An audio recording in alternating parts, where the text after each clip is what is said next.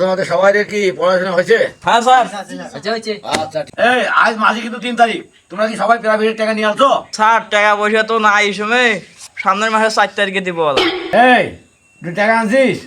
Sir আজকে private টাকা আনতে পারি তো, আরেকদিন দিব না, আজকে আপনি এই বকশিসটা রাখি দেন।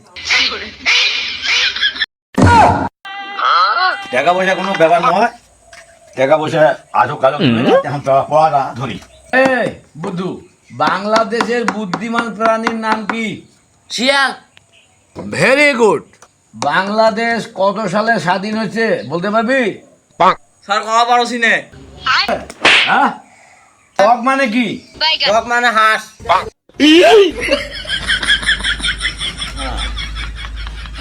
এই ডগ মানে হাঁস, তোর পুক্তি দেবা কাতিম বাঁশ। বাপ রে, এটা কোন ছাত্র?